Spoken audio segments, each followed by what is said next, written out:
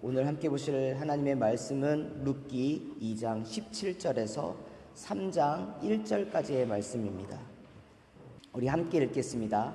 룻이 밭에서 저녁까지 죽고 그 주운 것을 터니 보리가 한 에바쯤 되는지라 그것을 가지고 성읍에 들어가서 시어머니에게 그 주운 것을 보이고 그가 배불리 먹고 남긴 것을 내어 시어머니에게 드리매 시어머니가 그에게 이르되 오늘 어디서 주었느냐 어디서 일을 하였느냐 너를 돌본 자에게 복이 있기를 원하노라 하니 룻이 누구에게서 일했는지를 시어머니에게 알게 하여 이르되 오늘 일하게 한 사람의 이름은 보아스니이다 하는지라. 나오미가 자기 며느리에게 이르되 그가 여호와로부터 복 받기를 원하노라. 그가 살아있는 자와 죽은 자에게 은혜 베풀기를 그치지 아니하도다 하고 나오미가 또 그에게 이르되 그 사람은 우리와 가까우니 우리 기업을 물을 자 중에 하나이니라 하니라. 모압 여인 룻이 이르되 그가 내게 또 이르기를 내 추수를 다 마치기까지 너는 내 소년들에게 가까이 있으라 하더이다 하니 나오미가 며느리 룻에게 이르되 내 딸아 너는 그의 소녀들과 함께 나가고 다른 밭에서 사람을 만나지 아니하는 것이 좋으니라 하는지라. 이에 룻이 보아스의 소녀들에게 가까이 있어서 보리 추수와 밀 추수를 마치기까지 이삭을 주우며 그의 시어머니와 함께 거주하니라. 룻이 시어머니 나오미가 그에게 이르되 내 딸아 내가 너를 위하여 안식할 곳을 구하여 너를 복되게 하여야 하지 않겠느냐. 아멘. 여러분 내 머릿속에 지우개라는 영화 보셨나요? 꽤 오래전에 나온 영화입니다. 내용을 간략하게 설명하면 어릴 적에 엄마에게 버림받고 이게 기술자의 손에 길러져서 건축가의 길로 들어선 철수라고 하는 남자 주인공이 나옵니다. 그 남자 주인공과 부잣집에서 태어나서 가족의 사랑을 받으며 자라고 대기업의 패션 사업부의 직원으로 일하는 수진이라고 하는 여주인공이 서로 만나서 사랑하는 이야기가 이 주된 내용입니다.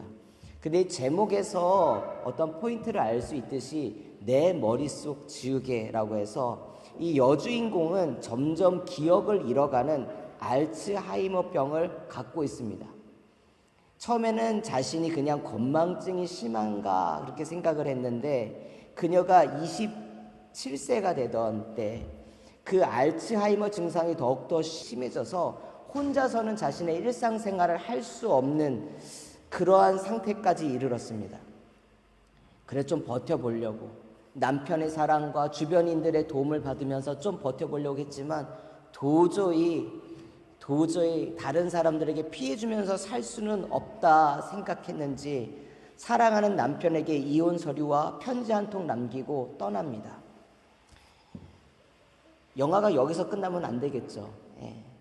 아내를 찾던 주인공은 우연히 그녀가 있는 요양원의 주소를 알게 되어 그녀를 찾아갑니다.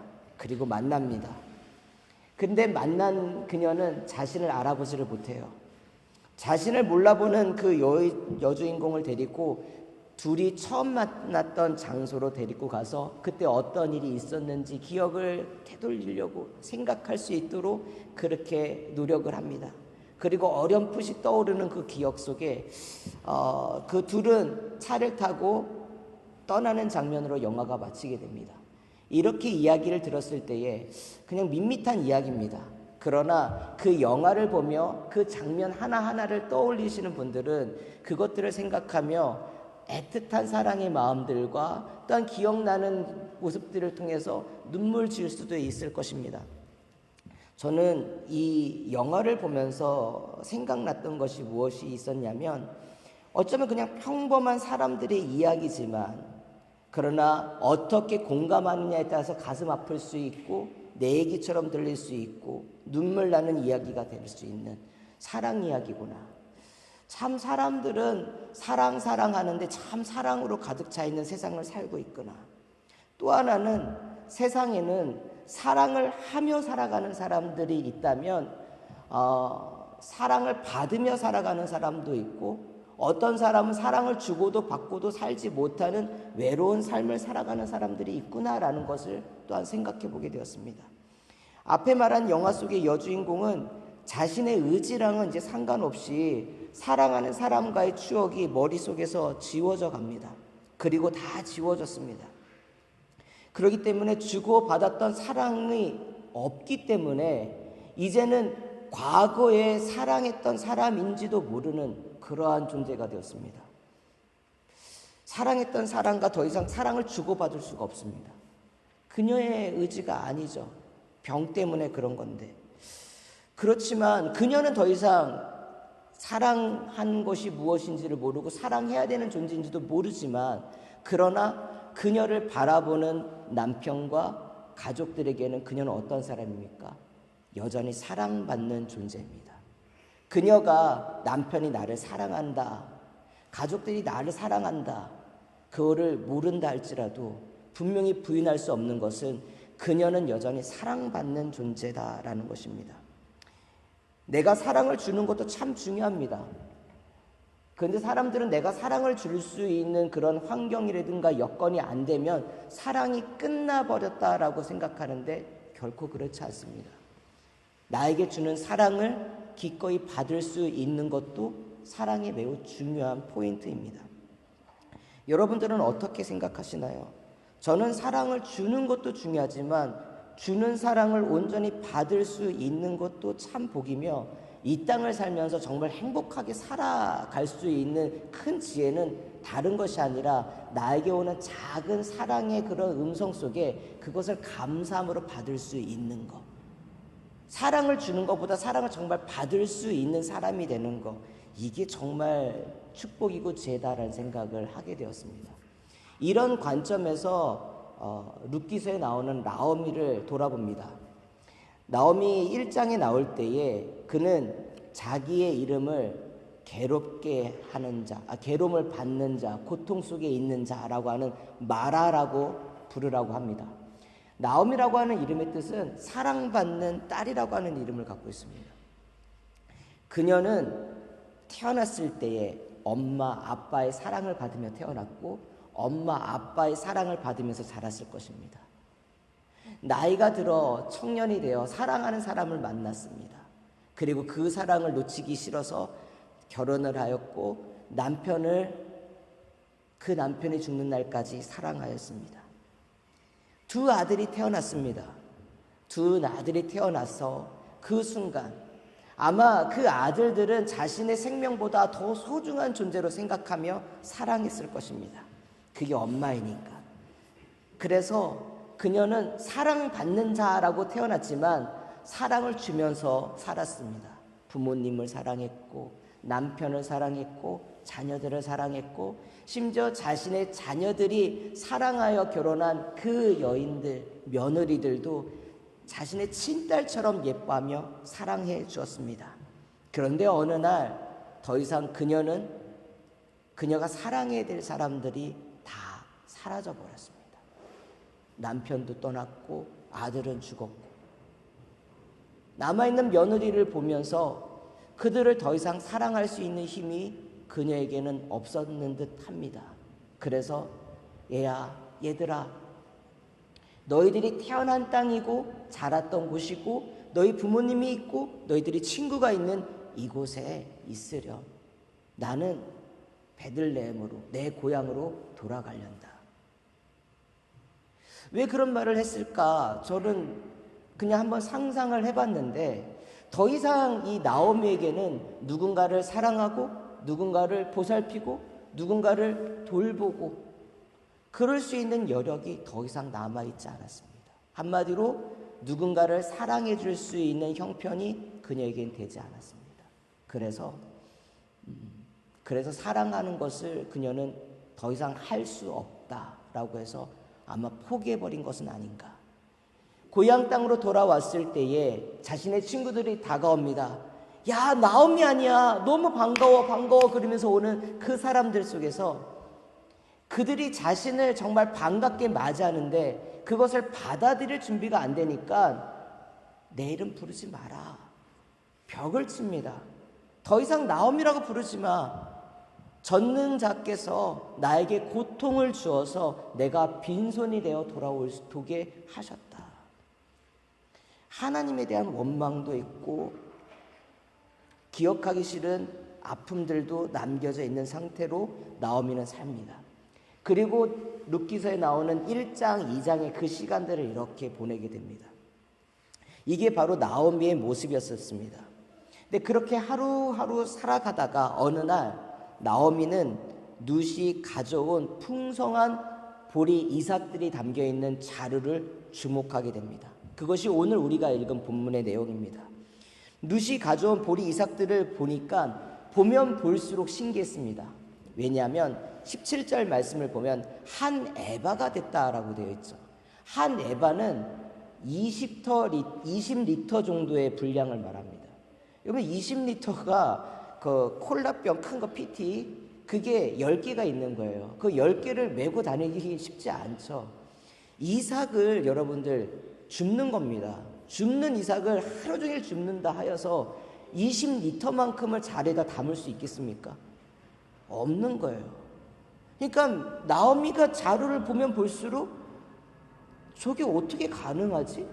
누가 이삭을 길에다가 막 뿌려놓고 그것을 룻이 주워야지만 가능한 그거지 이게 도저히 가능하지가 못한 부분입니다. 당시 이스라엘 사람들이 노동자가 하루에 품삯으로 받는 곡식량은 하루 먹는 양으로서 1리터가 안 됐다라고 그래요. 1리터가.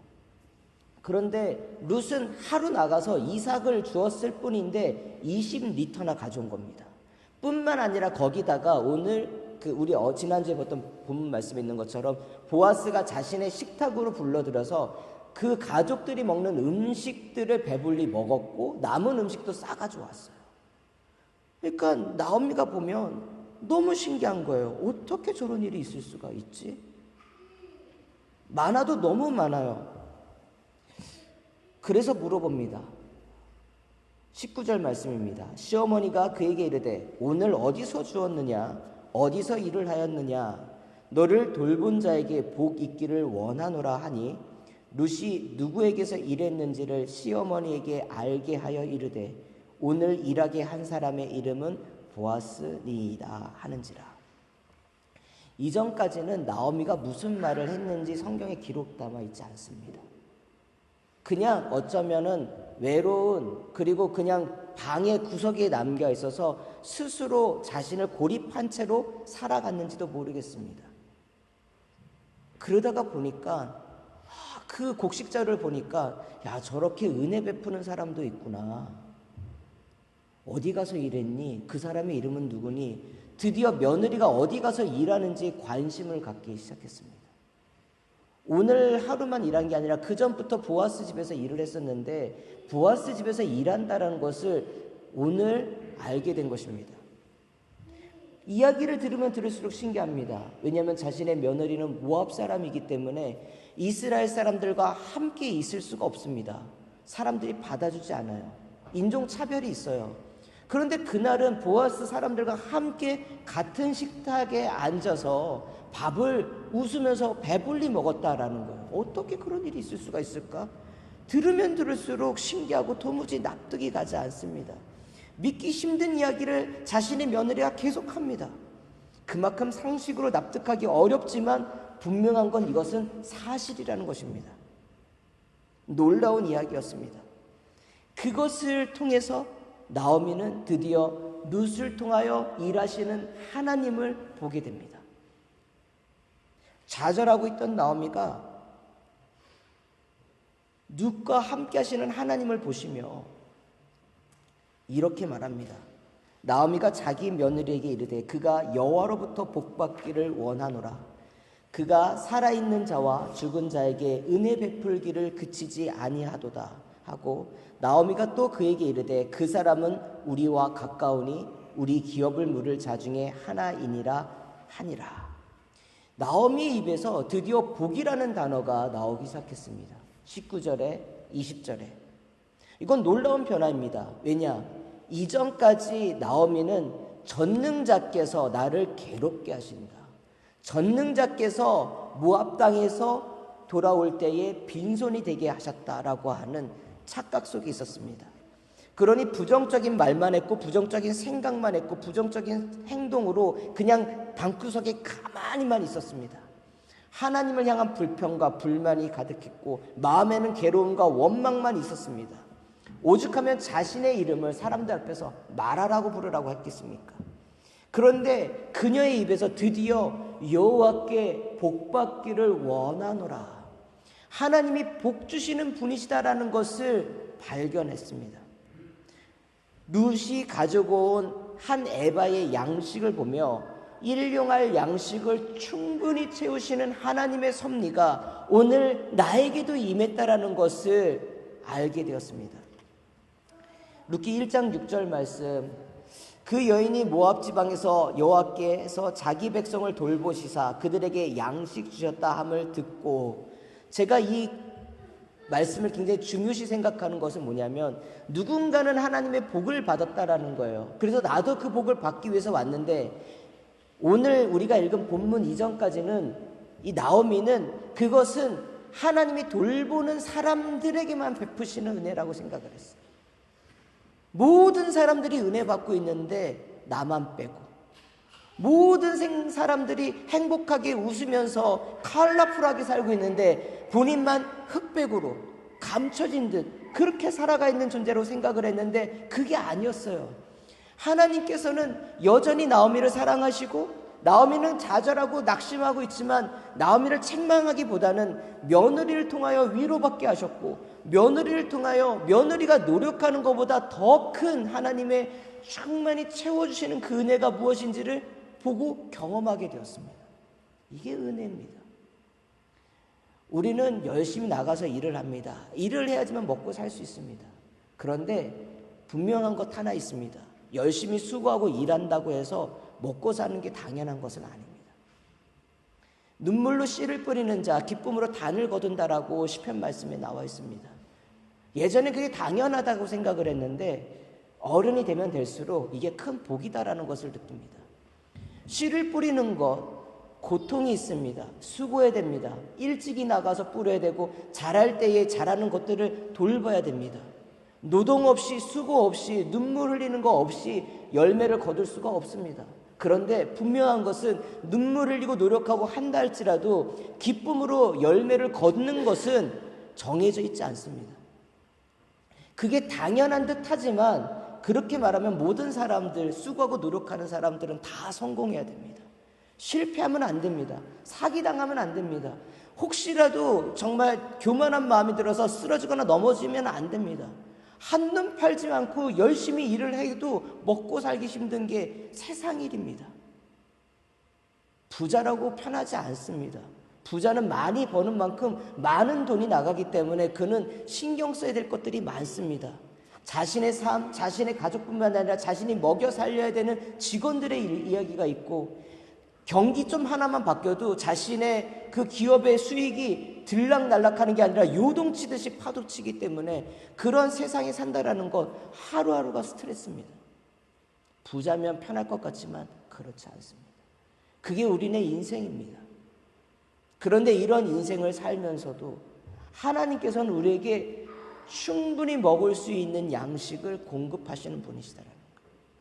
예수님께서 우리에게 기도를 가르쳐 주실 때에 첫 번째 부분들이 하나님의 뜻이 이 땅 가운데 이루어지기를 위해서 기도하라는 것이고, 두 번째가 사람과 사람 사이에 우리가 기도해야 될 것인데 그 중에 첫 번째가 일용할 양식을 위해서 기도하라. 그런데 그 일용할 양식은 뭡니까? 나의 일용할 양식이 아니라 우리의 일용할 양식을 위해서 기도하라. 하나님은 하나님이 먹이시는 그 음식들이 우리를 통하여 다른 이들과 풍성해지기를 원하십니다. 그리고 그것은 우리의 힘만으로 살 수 없기 때문에 예수님조차도 우리에게 그것을 위해서 기도하라고 말씀하십니다. 나오미는 드디어 보게 됩니다. 발견하게 됩니다. 하나님이 어떻게 나와 함께 하셨는가. 다른 거 다 어쩔 수 없이 모압을 떠나서 이 땅에 왔다고 하지만 이 땅에 올 수 있었던 것도 베들레헴에는 먹을 양식이 있다라고 하는 소식이 들렸기 때문입니다. 우연인 것 같지만 하나님이 주신 복음의 소식입니다. 그 소식이 있었기 때문에 그것이 발견되었기 때문에 그녀는 알게 됩니다. 여러분들, 저는 그래서 오늘 첫 번째로 여러분들, 예수의 복음이 우리 가운데 들어오면, 들리고 들어오게 되면 변화가 일어납니다. 과거에는 부정적이고 낙심하고 생각하는 바가 자기중심적으로 살아가던 나오미였었습니다. 그런데 그녀가 하나님의 일하심과 은혜를 보게 되니까, 그 복음의 DNA가 그 안에 들어가니까 더 이상 그녀는 좌절하는 사람이 아니었습니다. 여호와는 나를 힘들게 하는 사람이 아니라, 여호와는 나를 힘들게 하는 신이 아니라 여호와는 나에게 복을 주시는 신이었습니다. 또한 나를 통하여 복을 증거할 수 있도록 축복할 수 있는 힘을 주시는 그런 하나님이셨습니다. 하나님을 발견하게 되면 변합니다. 저는 보게 됐다는 것보다는 발견이라는 것이 맞다고 봅니다. 왜? 같은 게 있어도요, 여러분들 뭔가 찾을 때에 내 곁에 있어도 찾지 못하는 수가 있죠. 눈으로 봐도 그게 안 보여요. 그런데 이게 여기 있었네, 발견했어요. 하나님의 은혜와 축복은요, 내가 발견하지 못했을 뿐이지, 내가 보지 못했을 뿐이지 함께 하신다고요. 근데 그거를 만나게 되면, 그게 알게 되면 어떻게 됩니까? 바뀌어요. 내가 변화가 일어나요. 옛 모습이 아니라 새로운 존재가 됩니다. 이게 나오미의 큰 은혜였었습니다. 나오미는 룻을 보면서 진정으로 일하시는 하나님의 모습을 발견하였습니다. 그리고 발견하고 끝나는 것이 아니라 그 하나님이 나의 하나님이구나라는 것을 인정하게 됩니다. 원망과 불평 이제는 더 이상 남지 않고 이제는 하나님의 복을 구하며 다른 사람을 축복하는 존재가 되었습니다. 이제는 룻이 주도하던 이야기에서 이제는 나오미도 그 중요한 이야기 가운데에 중요한 인물로 등장하게 됩니다. 왜? 하나님을 발견했기 때문에, 만났기 때문에, 자신이 변했기 때문에. 룻으로만 이야기되던 이야기에서 이제는 나오미가 뭔가 주도적인 역할을 합니다. 복을 받기 원한다. 축복하기를 원한다. 내 딸아. 예수님을 만나면, 복음의 DNA가 우리가 들어가면, 그게 들어가서 작동을 하면 변합니다. 온전히 그게 들어가지 않고 온전히 깨닫지 못할 때에는 그것이 제대로 작동하지 않습니다. 이식이 일어나지 않습니다.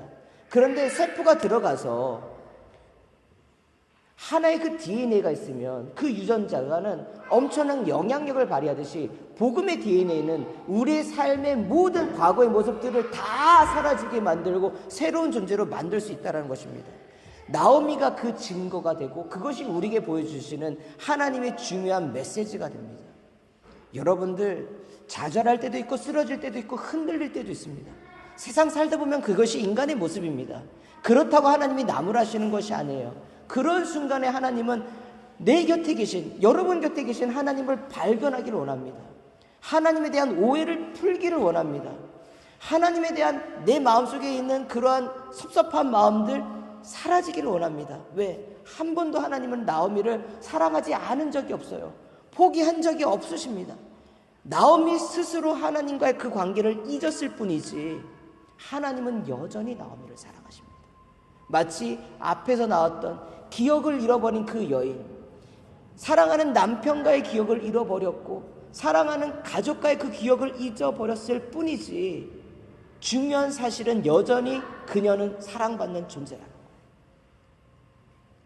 여러분이 바로 그런 존재임을 기억하시고 그 안에서 힘을 얻기를, 그 안에서 변화가 일어나기를 축복합니다. 두 번째, 이 변화는 변화로 끝나는 것이 아니라 소망을 보게 합니다.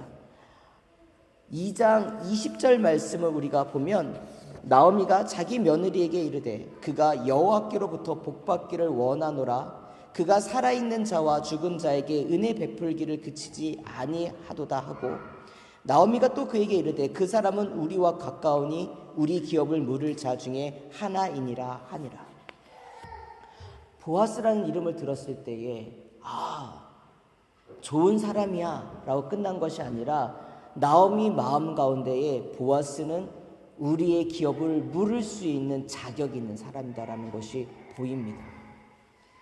사람이 변화가 되면요, 하나님 변화로 끝나는 것이 아니라 전혀 뭔가 보일 것 같지 않는 낙심 속에서 소망을 보게 하십니다. 꿈을 꾸게 하십니다. 그 근거가 보이게 하십니다. 23절 말씀을 먼저 제가 읽고 또 설명해 드리겠습니다. 이에 룻이 보아스의 소녀들에게 가까이 있어서 보리추수와 밀추수를 마치기까지 이삭을 주우며 그의 시어머니와 함께 거주하니라.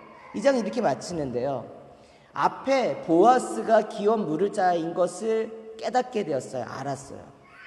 그리고 특별한 액션이 취하지 않고 보리추수가 지나고 밀추수가 지났다라고 시간이 흐름을 말합니다. 이게 어느 정도 되냐면 보리추수하는 기간, 밀추수하는 기간이 도합 합해서 한 7주 정도의 시간이라고 합니다. 그러니까 약 2달의 시간을 보낸 거예요. 2달의 시간을 보내면서 룻은 이삭을 주어다가 생계를 유지하며 살았습니다. 예상치 못한 은혜가 임했는데 풍성하게 임하며 살았습니다. 그런데 여러분, 여기서 하나의 근심이 생깁니다. 그것은 무엇이냐면 추수기가 끝나간다라는 거예요. 저는 예전에 그게 보이지 않았거든요. 은혜 가운데 사는구나.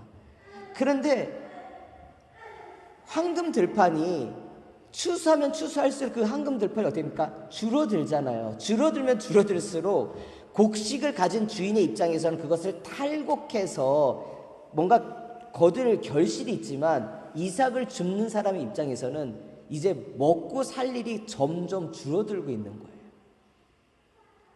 희망이 있었는데 희망이 사라져가고 있는 겁니다. 추수가 끝나간다라는 것은 이제 뭐 먹고 살아야 되나, 이걸 고민하게 되는 문제라는 것입니다. 앞으로 어떻게 살아야 되지? 이 추수가 끝나면 과부인 우리는 어떻게 또 먹을 것을 마련해야 되지? 보아스 밭에서 이삭을 주우면서 생계는 유지할 수 있었지만 이제 곧 겨울이 다가오는데, 우기가 다가오는데 이건 어떻게 보내야 되지? 이런 문제만을 생각하면 답답합니다. 그렇죠? 문제 보면 답답해요. 문제 생각하면 사실은 답을 찾지 못하는 경우도 많아요. 과거의 나옴이라면 좌절하고 낙심했을 겁니다. 분명히 그랬을 거예요. 막막하니까. 그런데 하나님을 만나고 변화된 나오미는 과거처럼 그렇게 한탄하지 않습니다. 3장 1절 말씀입니다. 룻의 시어머니 나오미가 그에게 이르되 내 딸아, 내가 너를 위하여 안식할 곳을 구하며 너를 복되게 하여야 하지 않겠느냐. 2장까지의 이야기는 룻이 주도권을 갖고 이야기했다면 3장이 들어서 주도권은 나오미에게로 돌아갑니다. 그리고 나오미는 뭐라고 얘기를 하냐면 내 딸아, 내가 너를 위하여 안식할 곳을 구하며 너를 복되게 하기를 원한다 라고 얘기를 합니다. 이전까지는 좌절하고 있었어요. 무슨 소망도 없었습니다. 그런데 갑자기 보아스라고 하는 존재가 보이기 시작합니다. 그리고 그 보아스와 자신의 며느리 룻을 연결해 줘야 되겠다라고 하는 소망이 생깁니다. 그리고 그것은 단순히 며느리를 결혼시켜서 안정적인 가정을 꾸리는 것이 아니라 엘리멜렉으로 대가 끊겨졌던 그 가문이 다시 일어날 수 있는, 기업을 물을 수 있는, 하나님이 주신 유업을 이어갈 수 있는 그 길이 열렸다라는 그 길이 보인 것입니다. 변하면 그동안 보이지 않던 소망이 보입니다.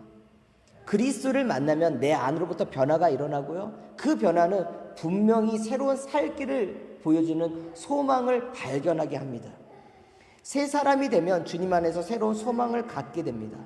아무리 낙심하고 절망할지라도 주님 안에서 우리는 무엇을 해야 되는가를 보여주십니다. 제가 예수님을 만났을 때의 큰 그림부터 보여주신 것이 아니라 장현아, 제발 공부부터 좀 하렴. 좀 대학은 가야 되지 않겠니? 하나하나 여러분들의 발걸음들 가운데에 여러분 생각지 못했던 해야 될 어떠한 소망과 비전을 주십니다. 꿈은 그냥 생각입니다. 근데 비전은 무엇이냐면 그것이 명확하게 보여져서 그 미래로 나아갈 수 있는 구체적인 어떠한 대상입니다. 변화됐더니 그냥 뜬구름 잡는 꿈을 꾸게 한 것이 아니라 분명한 길이 보이는 소망, 비전을 주셨다라는 것입니다. 여기서 왜 결혼이 안식이 되는가? 안식이 왜 결혼인가 하는 것은 히브리 여인들은요, 결혼해서 남편의 사랑을 받고 자녀를 낳고 그렇게 가족을 이루면서 일평생 사는 것이 행복이고 안식이라고 생각을 했습니다. 그렇기 때문에 지금 이 두 여인에게는 안식이 없습니다. 나오미는 더 이상 안식을 가질 수 있는 희망이 없습니다. 그러나 며느리 룻에게는 희망이 있습니다. 안식할 수 있어요. 즉 결혼해서 가정을 이룰 수 있고 자녀를 낳을 수가 있어요. 그리고 그 대상은 기업을 물을 수 있는 보아스에게로 됩니다. 결혼 사기단처럼 그 남자에게 가가지고 뭐 미인계로 꾸려서 유혹하고 이런 게 아니에요. 하나님이 약속하신 말씀하신 그 말씀 안에서 충분히 갈 수 있는 길을 따라가는 겁니다. 소망은 그런 거예요. 내 욕심 채우는 게 소망이 아니라 하나님이 주신 뜻 가운데서 하나님의 뜻을 이루어갈 수 있는 그 소망. 나오미가 이것을 할 수 있습니까? 내가 그렇게 하기를 원한다라고 하지만 나오미는 나오미의 힘으로 할 수가 없어요. 이 말인즉슨 뭡니까? 나오미는 그 마음에 하나님께서 일하신다. 지금까지 하나님이 일하셨는데 앞으로 하나님이 일하지 않겠느냐. 그러니까 그녀는 무엇을 합니까? 결단한 거예요. 소망으로 끝나는 것이 아니라 그 소망이 이루어질 수 있는 결단을 내는 거예요. 야, 그러니까 어떻게 해야 되는가? 우리가 오늘 읽지 않았지만 룻기서 3장 2절에서 5절까지의 말씀입니다. 내가 함께하던 하녀들을 둔 보아스는 우리 친족이 아니냐. 보라, 그가 오늘 밤에 타작 마당에서 보리를 까부리니 그런즉 너는 목욕하고 기름을 바르고 의복을 입고 타작 마당에 내려가서 그 사람이 먹고 마시기를 다하기까지는 그에게 보이지 말고 그가 누울 때에 너는 그가 눕는 곳을 알았다가 들어가서 그의 발치 이불을 들고 거기 누우라. 그가 내 할 일을 내게 알게 하리라 하니 룻이 시어머니에게 이르되 어머니의 말씀대로 내가 다 행하리이다 하니라. 나오미는 이전까지 이렇게 구체적인 사람이 아니었어요. 되는 대로 살아왔던 사람입니다. 그런데 소망을 보고 그 다음에 거기서 내가 이 며느리를 어떻게 해야 되겠다, 우리 기업을 어떤 식으로 다시 살아나게끔 해야 되겠다라고 부인이 그 다음에 어떻게 합니까? 무엇을 해야 되는지 구체적인 계획을 세웁니다. 그리고 그것을 알려줍니다. 결단은요, 내가 결심했어로 끝나는 게 아니에요. 내가 은혜 받았어로 끝나는 것이 아닙니다. 그 은혜 받고 하나님이 주신 그 소망을 이루기 위하여 오늘의 내가 무엇을 하는가를 결단하고 살아가는 게 이게 결단입니다.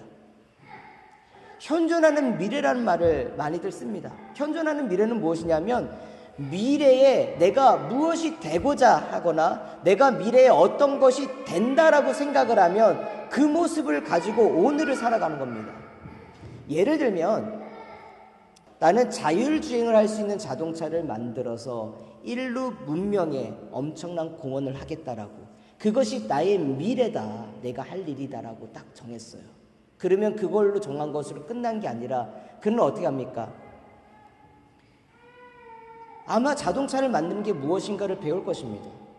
그리고 자동차는 더 이상 내연기관이 아니라 전자 컴퓨터라고 했기 때문에 프로그래밍 하기 위해서 프로그램 언어를 배웠을 것이고, 그 다음에 그와 관련된 자본을 어떻게 마련할 것인가, 자본을 구하는 일을 했을 것입니다. 미래라고 하는 것이 내가 그렇게 살겠다, 아니 그것이 될 것이다 라고 하면요, 그것으로 끝나는 게 아니라 그렇게 결단을 하는 순간에 오늘 나의 삶은 그 삶이 될 것을 생각하면서 살아가는 겁니다. 이게 현존하는 미래입니다. 나오미는 단순히 미래가 이제 그 끊어졌던 그 기업이 다시금 이어질 것이라고 그냥 결심한 것이 아닙니다. 그것을 위해서 결단했기 때문에 그것이 이루어질 수 있는 오늘의 삶을 결단한 것이에요. 이게 구체적인 계획이 나오고 그 계획에 따라서 나아가게 됩니다. 근데 계획이 있다고 하면 여러분들 중요한 게 뭐예요? 해야 됩니다. 해야 돼요. 많은 사람들이 계획을 세우지만 그 계획대로 되지 않는 이유는 그 하나를 실천하지 못하기 때문에 그렇습니다. 어느 날 제가 좋은 목사가 된다. 그럼 좋은 목사에 대한 기준들이 있다라고 하면 오늘 제가 그 목사가 안 되더라도 그 기준에 미흡할지라도 생각을 고쳐먹고 그 모습 그대로 오늘 내가 그렇게 살기로 결심하면 그렇게 살아가는 겁니다. 부족할 수 있죠. 그러나 그렇게 살아가야지만 미래의 어느 날 제가 모델로 세운 그 멘토들의 모습대로 좋은 모습대로 설 수 있는 것 아니겠습니까? 나오미는 그것을 위하여 결단했고 오늘의 현존하는 미래 속에서 자신과 며느리가 나아가기를 추구합니다. 룻이라고 이것을 하기 쉬웠을까요? 어려웠을 거예요. 여인이에요. 몸 파는 여인이 아니라 정말 정조를 애틋하게 귀중하게 생각하고 자신의 시어머니를 정말 사랑하고 공경하는 그런 며느리입니다. 그런데 정말 모르는 남자한테 가가지고 그렇게 하라는 거 쉽지 않아요. 그런데 그것이 어머니의 말씀이고 어머니가 분명히 생각한 것이고 그것이 나를 해롭게 하는 것이 아니라 하나님의 계획 가운데에 하나님의 약속하신 말씀 가운데 할 수 있는 것이라면 하겠다 순종을 합니다. 여러분, 결단은 행동을 낳고 행동은 믿음 안에서 이루어집니다. 가나의 혼인잔치 가운데에 물이 포도주로 변할 수 있었던 것은 그 물을 옮기라고 했었던 그 명령을 순종했던 하인들이 있기 때문에 그렇습니다. 밤새도록 그물을 내리고 고기를 잡지 못했던 베테랑 어부인 베드로에게 예수님께서 깊은 곳에 가서 그물을 던지라 했을 때에 깊은 곳에서는 물고기가 없지만 주께서 말씀하시니 그 말씀에 순종하여 내가 내리겠습니다 했을 때에 그물이 찢어지도록 많은 물고기가 잡힙니다. 가나안 광야를 방황하고 헤매이던 이들이 드디어 40년의 시간을 보내고 드디어 가나안 땅에 입성할 때에 요단을 건너야 됐습니다. 근데 요단강은 우기가 있고 건기가 있습니다. 건기 때는 그냥 걸어가면 돼요. 근데 우기였습니다. 아니, 건기 때 하나님께서 오게 하셔서 그냥 걸어가게 되면 되지. 비 그렇게 많아서 우기 때는 이스라엘 땅은 이제 예루살렘이 이렇게 돼 있고 저쪽 북쪽으로 가면 경사가 이렇게 집니다. 영국 땅하고 비슷한 것 같아요. 런던이 지면이 있고 북쪽으로 올라갈수록 이렇게 높잖아요. 그러니까 근데 이스라엘 땅은 좁아요. 좁으니까 각이 높죠. 그러니까 비가 많이 내리면 그게 쫙 몰려가지고 남부 쪽으로 가면은 그게 물길이 크게 형성합니다. 요단강은 범람을 해요. 거칠어요, 물이. 아니, 건기 때에 오게끔 해서 건기 때 가게 하시면 이제 굳이 우기 때에 그 앞에 도착해가지고 거기를 건너래요. 근데 믿음으로 법궤를 들고 요단강을 밟았을 때에 어떻게 됩니까? 강이 열립니다. 결단은 믿음으로, 그리고 그 믿음은 행동으로 나가는 거예요. 우리는 뭐가 부족합니까? 다 되면, 그때 되면 내가 믿을 수 있으면 그때 내가 어떻게 행동하겠다고 하는데 그게 아니에요. 결단을 하는 건 하나님의 말씀을 믿기 때문에 하는 것이고 그렇게 행동했을 때에 하나님의 일하심을 볼 수도 있다. 하나님의 모든 것을 채워주실 때도 있지만 때로는 나의 믿음의 결단이 있어야지만 일하시는 경우가 있는데 룻은 어머니의 말에 순종하여서 그렇게 했습니다. 이 말씀은 역으로 우리에게 주어진다면 하나님의 말씀이 여러분 하나님의 말씀으로 들렸고 그 말씀에 해야 되겠다라고 하면은 지체하지 마시고 하십시오. 해야지만 볼 수 있는 기적과 은혜가 있어요. 나오미는 그것을 결단했습니다.